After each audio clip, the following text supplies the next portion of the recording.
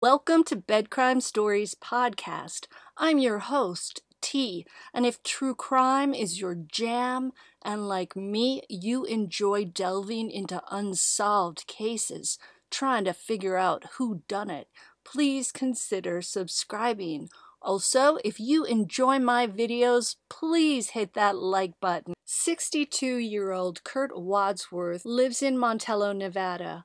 He's been married just once and has 8 kids and 15 grandchildren. He said that he has several other Filipino wives with whom he's not legally bound. His daughter explained that he found these ladies on the internet, and it would appear that he mostly communicates with them from afar. I get the feeling that this may be Kurt's homage to the Church of Jesus Christ of the Latter-day Saints, or the Mormon Church, but Kurtz said that he's not religious. We also know he drinks beer, because he said it, and he operates a bar, which would go against Mormon doctrine as I understand it. Kurt has made it clear that he believes in psychics, at least what he calls the good ones, and it appears that his first wife is into reading tarot cards. After his wife did a reading about Dylan Rounds, Kurt called Dylan's mother 3 times with a story about her son being held hostage in a house in the area. Dylan's family took the story seriously, called the police, and when they searched the house in question, Dylan was not there. I'm pretty sure that might explain why Dylan's mother, Candace Cooley, has, according to Kurt Wadsworth, been cold to him.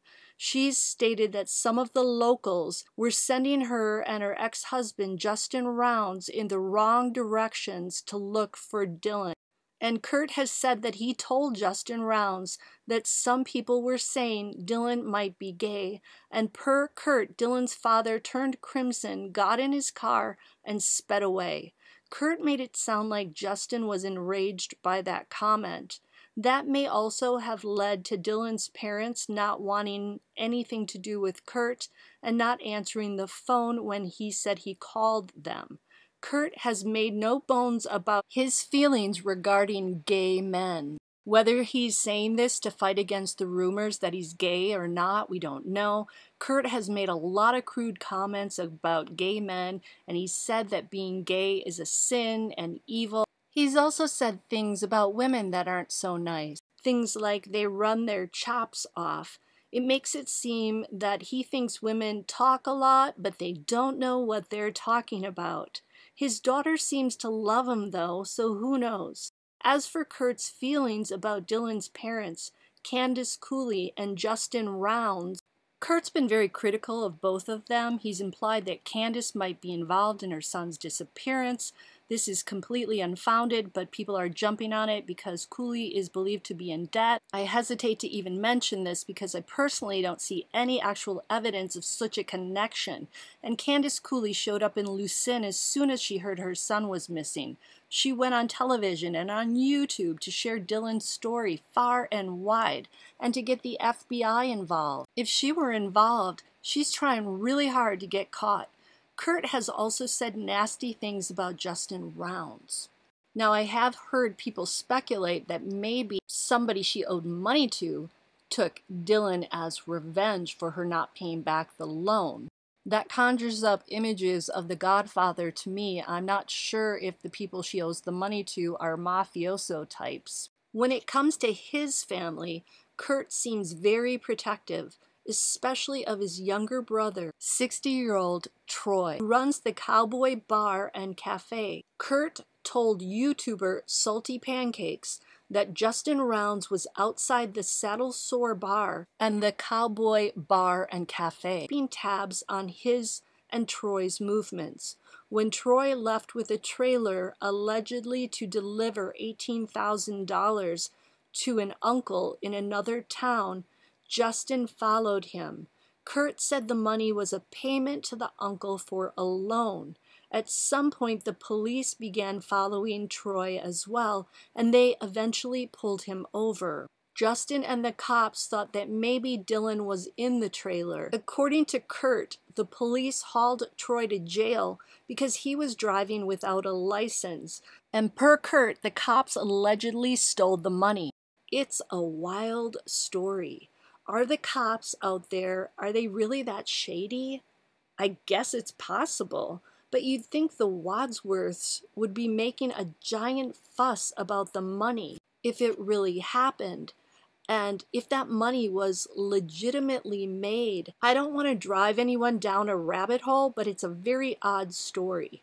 Some of Kurt's tales, the psychic stuff, I think undermine his credibility. It makes you question everything he says, even though there is probably a lot of truth to what Kurt says. One of Kurt's sources of income is acting as a security guard of sorts for people with properties around Montello.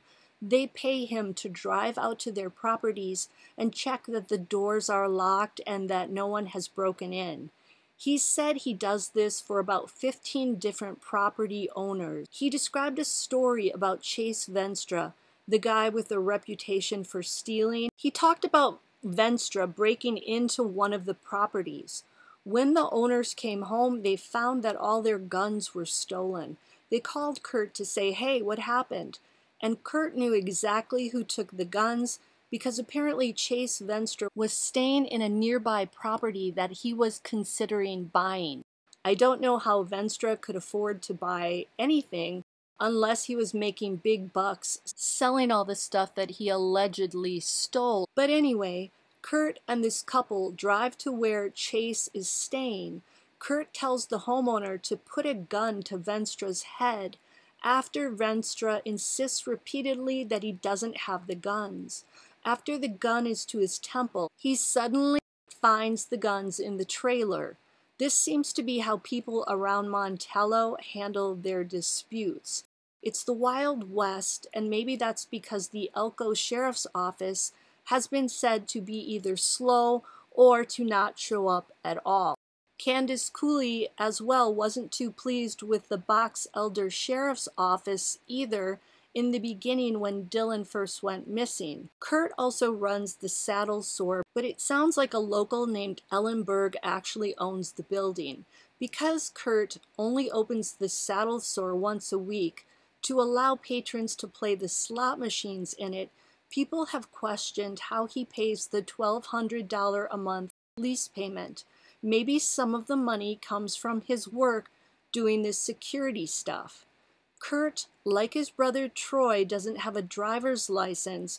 Kurt says he doesn't feel he should have to ask the government for permission to drive a car, and he rarely leaves Montello for long trips on the road.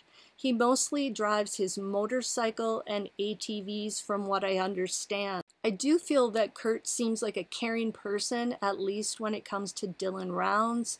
He did backhoe work for the 19-year-old farmer, helped put his main line in, and allowed Dylan to sleep on the pool table in the Saddle Sore on exceptionally cold nights. He also let him sleep in one of his many mobile homes/trailers on many a night, so that the kid could get a hot shower, sleep in a space that wasn't so dusty like his trailer out in Lucin, and eat a hot pizza. One of the reasons Dylan stayed in Montello, according to Kurt, is because when Kurt was doing backhoe work for him, Kurt would need a ride out to Montello.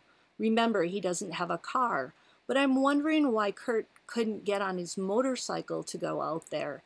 I mean, we know they weren't doing farm work in the winter, so it had to have been warm enough during those days to ride the motorcycle. And I believe the backhoe was left at the farm for that whole period, and it didn't need to be transported back and forth each day with a trailer. This kind of stuff is why people have speculated that Kurt was in more than a friendship with Dylan. But honestly, where is the firm proof of that? No one has come forward to say they witnessed Kurt and Dylan in coitus. We need concrete proof, not just rumors, and that only matters if it played a role in Dylan's disappearance, which I personally don't feel that it did at this point. When it comes to Kurt's theory about what happened to Dylan, aside from his psychic abduction theory, Kurt thinks someone may have been hiding in the grain shed or workshop, and they came out when Dylan was inside and confronted him for money. He told them to F off, and then he maybe ran out the man door. They chased after him and maybe shoot or harm him. They run out to the dirt pile. Dylan takes his boots off either to run away or to use as weapons. The perpetrator eventually subdues Dylan. Per Kurt, he heard that Dylan's boots were found with one boot 60 feet apart from the other boot. He also clarified that the dirt pile is actually a place where people dump garbage. For Saturday, May 28th, the day Dylan vanished, Kurt said that he'd offered to give Dylan a ride back from the grain shed where Dylan was planning to shelter his seed truck when the forecasted rain turned up. The plan was for Dylan to call Kurt to see if he was around to give him a ride back from the grain shed to the farm. Kurt had his daughter in town, and he wasn't sure where he'd be when Dylan called.